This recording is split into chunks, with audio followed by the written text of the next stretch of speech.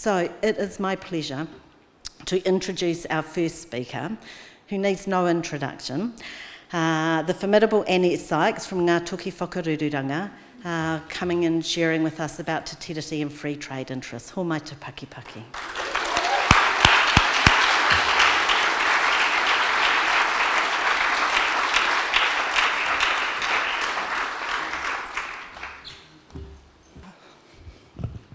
Kia ora te whare.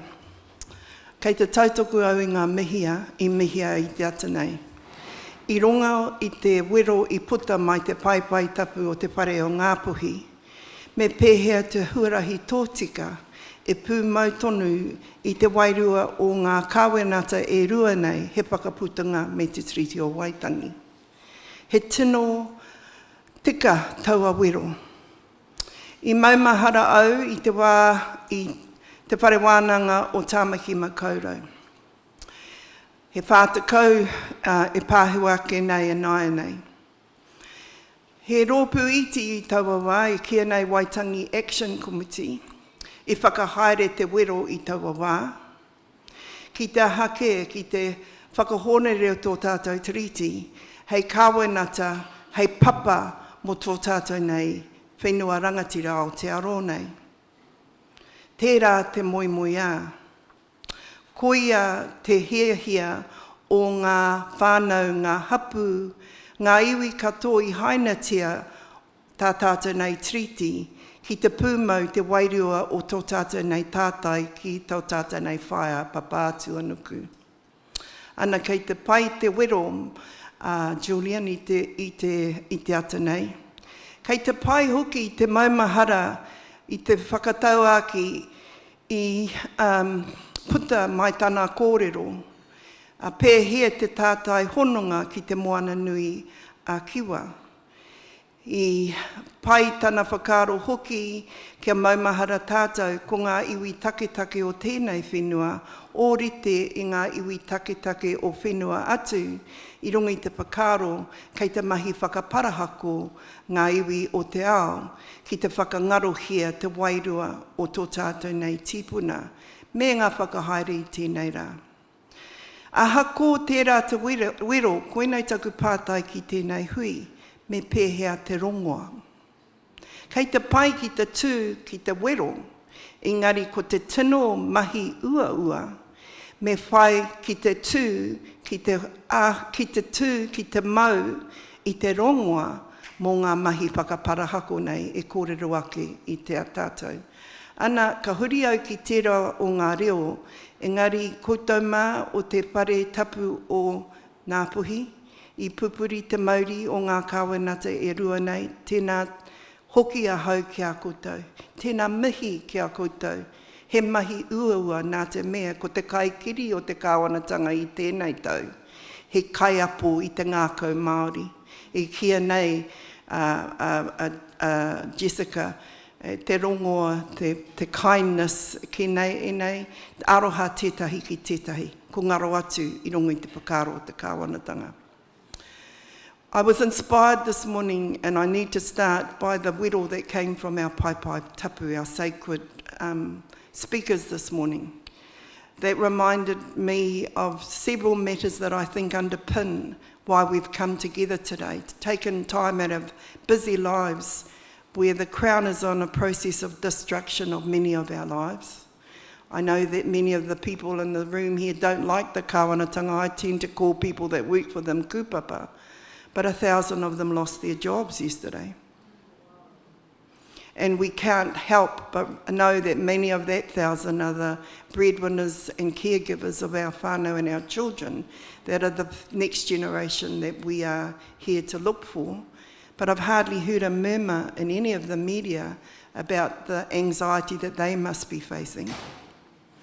I want to also grasp the two themes from the paipai this morning, that we have to stand strong, we have to protest, we have to protect the constitutional underpinnings of our world, which are based on the values cemented in whakaputanga and te Tiriti.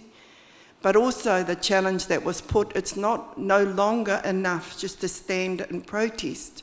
We must find answers to the protest from inside ourselves, because successive governments, as I'm hopefully going to describe, have actually had a whakapapa of disposition.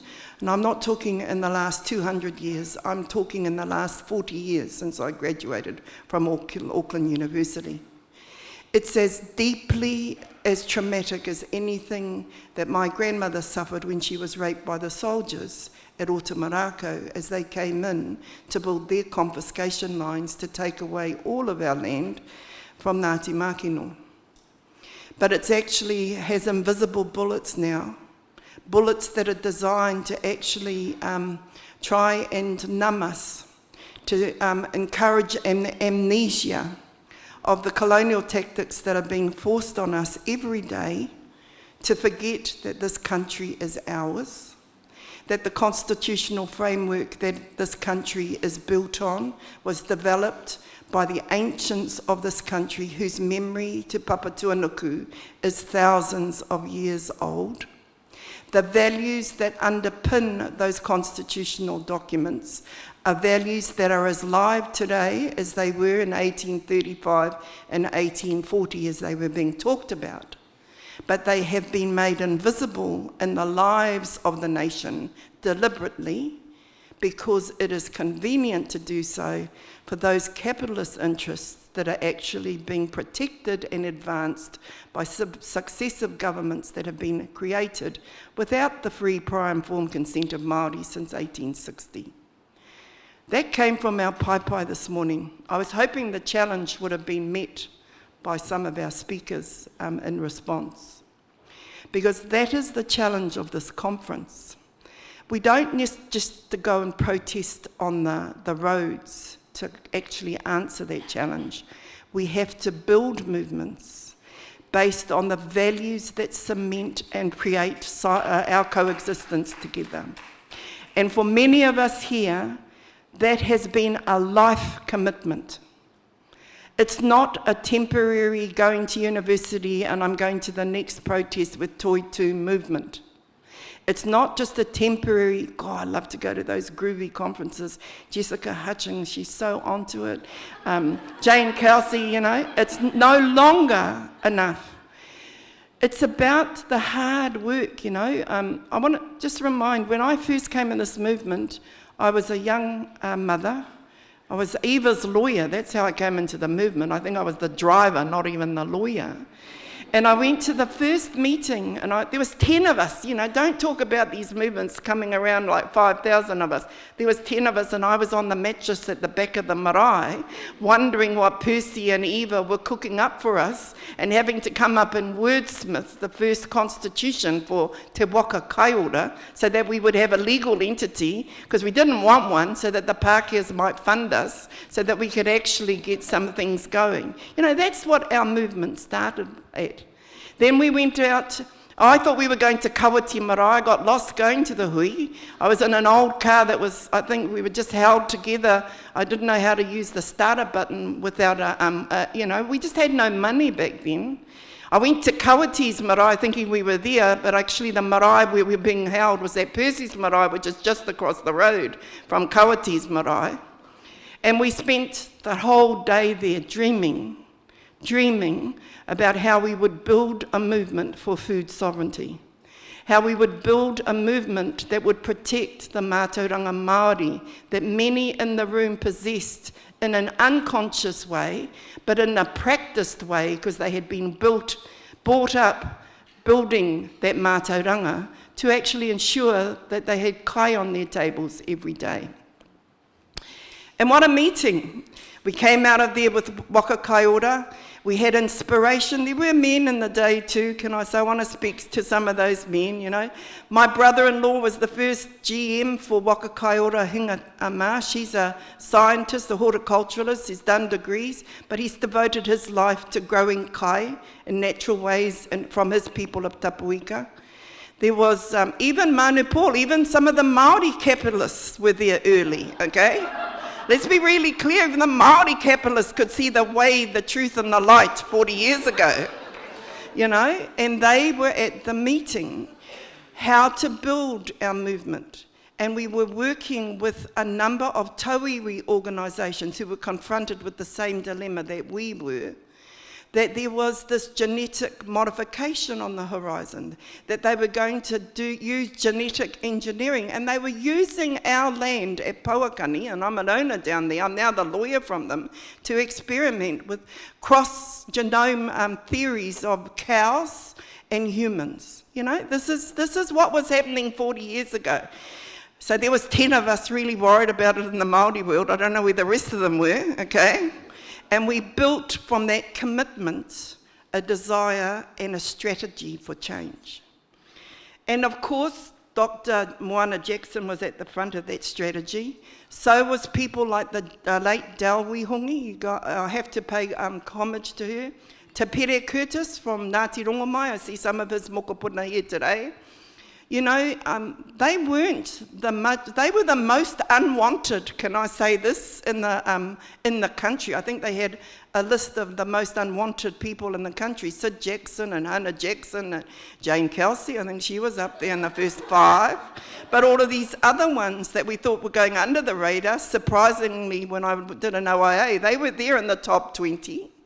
You know, people who had the courage to believe that what they had learnt as children and what they had practiced in their families was the alternative to the capitalist nightmare that was being painted as a way forward for well-being, for hope, for change.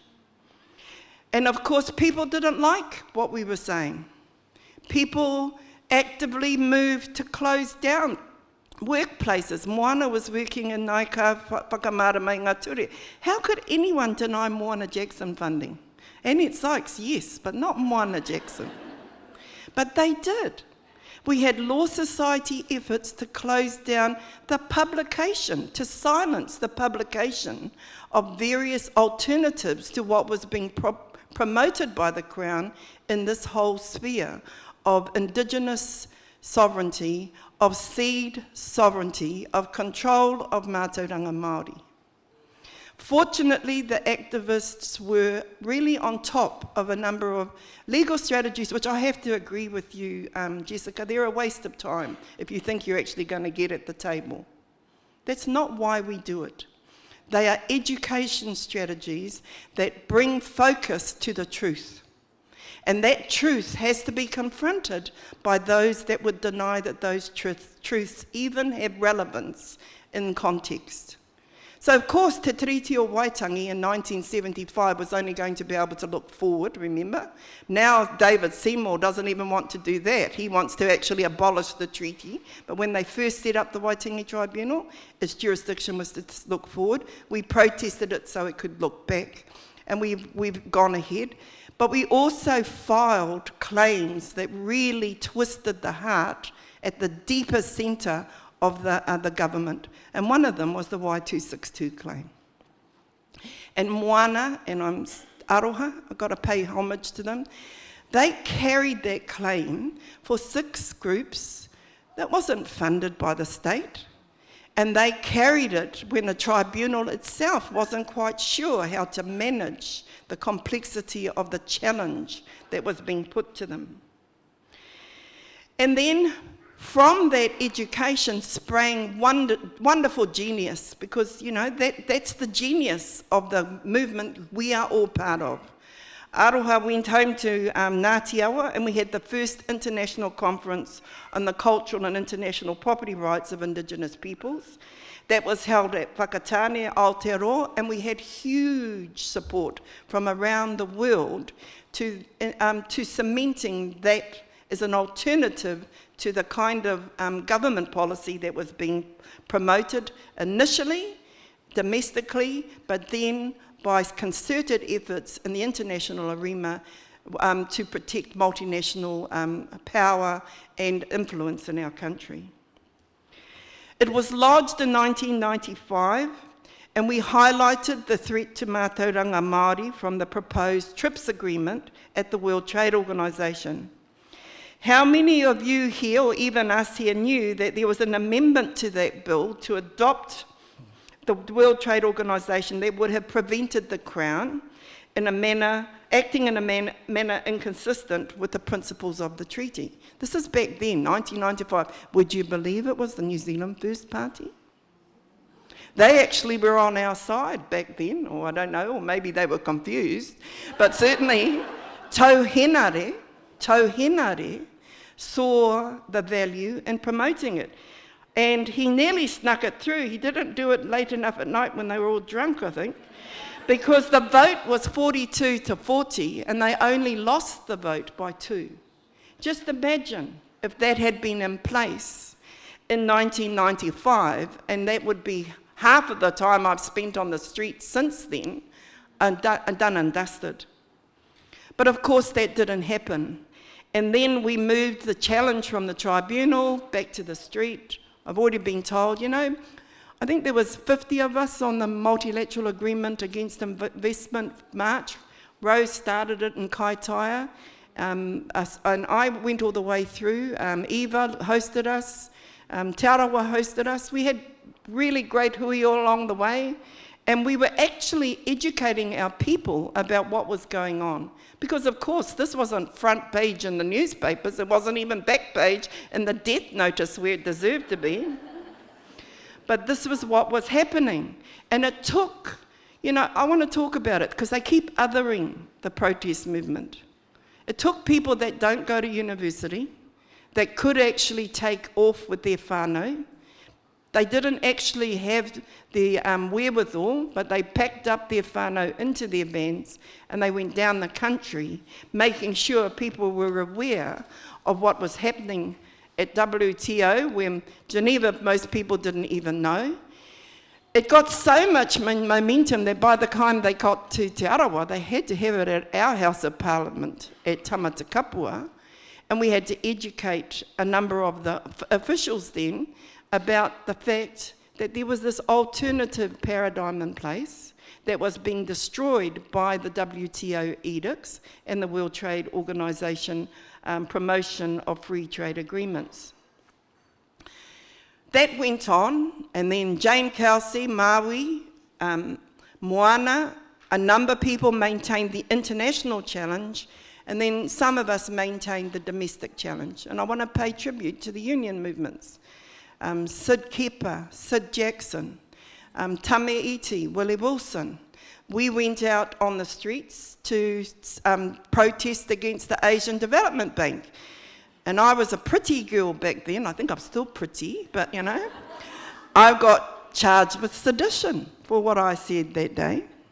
Because what I said to them, I thought was an innocuous comment, that we would burn down the bridges and we would blow up the dams if they continued, as other countries were doing. I wasn't speaking in isolation. They just come from Thailand. I was watching what they were doing over there. And I got charged with sedition by our Prime Minister for what was put out as an alternative truth.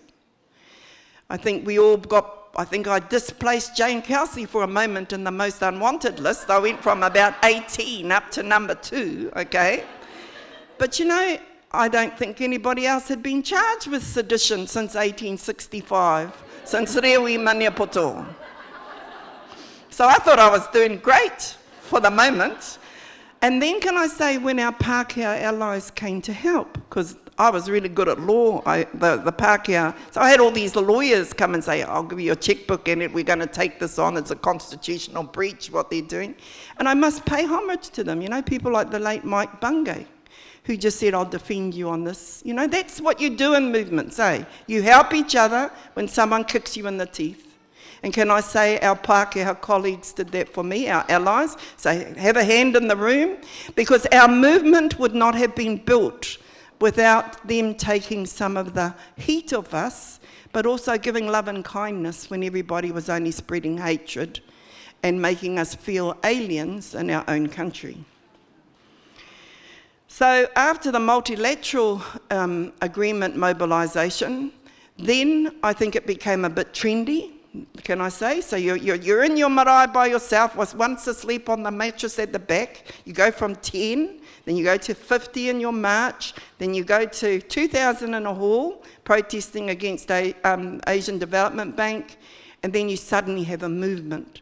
And then we have academics and we have intellectuals.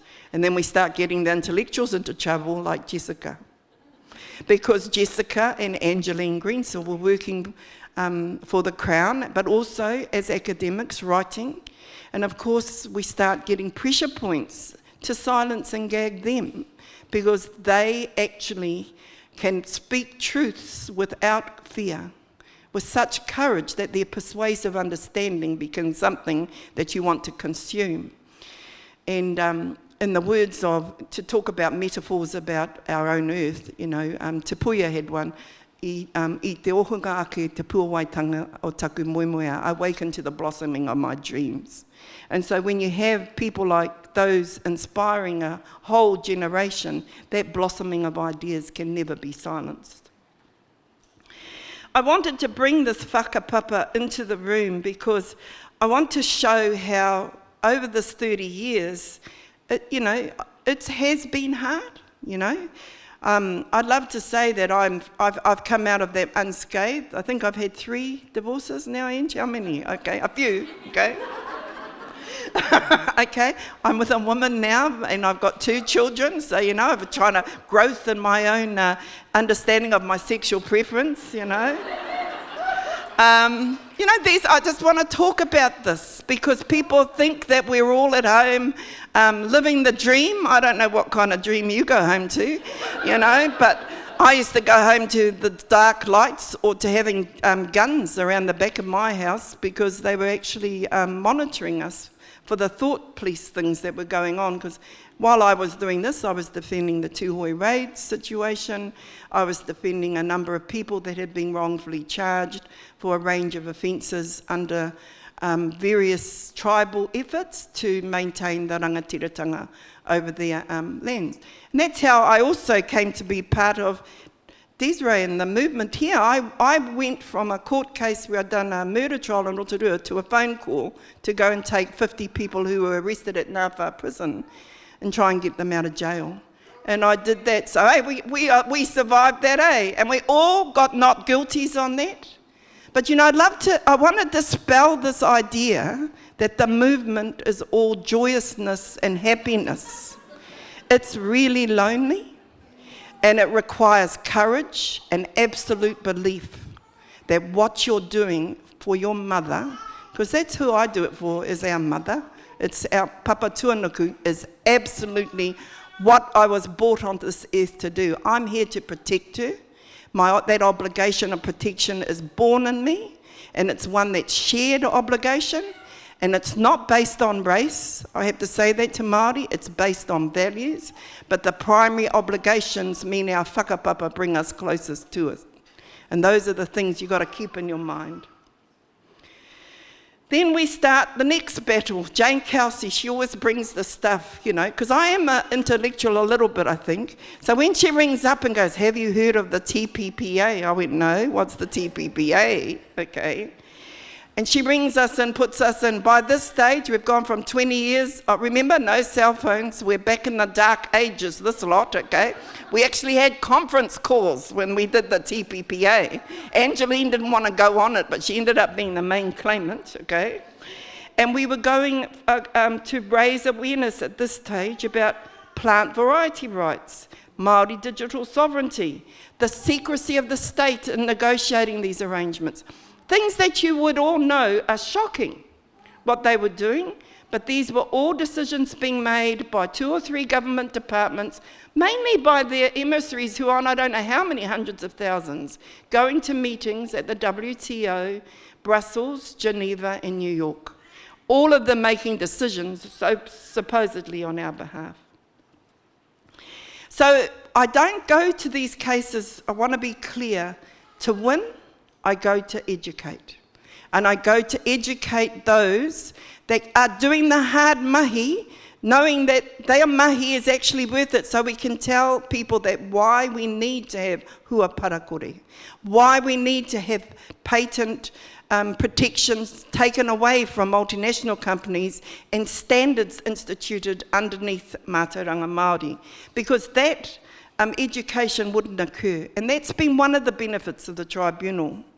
The other thing is, after a while, we win. because we're clever and we're beautiful and the men are dumb, okay? It's really simple. You know, the recipe is really simple. So then they decide to bring some good-looking men into rooms with us. We don't even look at men. So that's how the mediation gets done. You know, you just got to have tactics, people, tactics. And we then develop a mediation that enables us to access information sooner to actually enable us to develop responses better.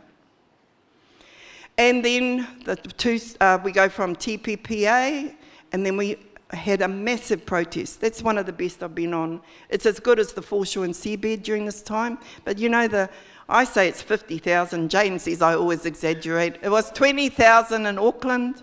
We all came up to Auckland. Wasn't that a great bloody time? Telling all those Americans to F off. You know, I wore this today for two purposes. Resilient, ASF, okay? Resilient as fuck, okay, but resilience. Annette Sykes, okay? Forever, okay? So, you know, I wore this today for that kaupapa. And then we go through all that drama. National Party comes back in and we're going back again. So, you know, we're going through cycles, which may feel it, but you need to be aware of that cycles, because I want those that are living the dream, creating the alternative, providing the truth, the way and the light, to do that, while some of us do the other. All of us in that flock we heard about have different roles. Some are at the front. I tend to be on the side protecting, because I want to make sure we all get there at the end.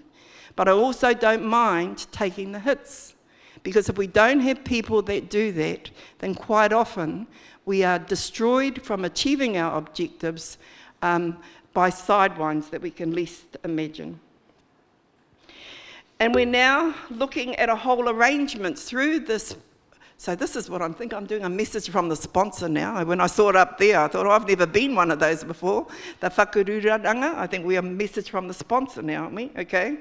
So we have a rōpū now, ngā Toki Whakarururanga, who's prepared to put input into strategies on taonga species, digital, climate crisis, natural resources, mātauranga Māori, hua parekore, and alcohol, taking that away from our children in Rongoa. And so when I read you, I can see Em's here, Em's arrived, so I ring all these people that are living and doing the mahi, and they think, oh my God, Annie, it's a nightmare, what does she want? I ring up people in this movement so you can be the claimant to take the next challenge and bring the next inspiration and actually bring forward information that is so hidden from the mainstream. Why did I bring all of this as a kind of a keynote to this conference? Because I want us to come away from this conference with the seed of inspiration. The inspiration to change the way we do things, to actually protect our planet, to understand the climate war. We have strategies that can actually win that war in our favour. And those strategies aren't necessarily the flash people. Remember, I was the girl on the mattress. I was on the girl on the mattress, listening to inspired people. That once you have that inspiration, it ingests right inside your heart, into your spirit, then you are unstoppable. You are unstoppable. I spoke at Waitangi when I've been trying to do it on the marae atia. I've been trying to get that posse for 40 years, whānau. And Māori women, we stood up, made a stand. I think we made a good stand. But you know, it takes the time, the energy and the commitment for small steps for giant change. So that's all I want to say. I want to also say that I've come because I was a 17-year-old student who won a scholarship in Singapore to go to the London School of Economics in the late 70s, and I saw Vandana Shiva speak then. And I can tell you the words that she spoke have carried with me all my life. She's a woman that is far-reaching in her genius, but also the love that emanates from her cannot be ignored. It couldn't be ignored by us in that small seminar.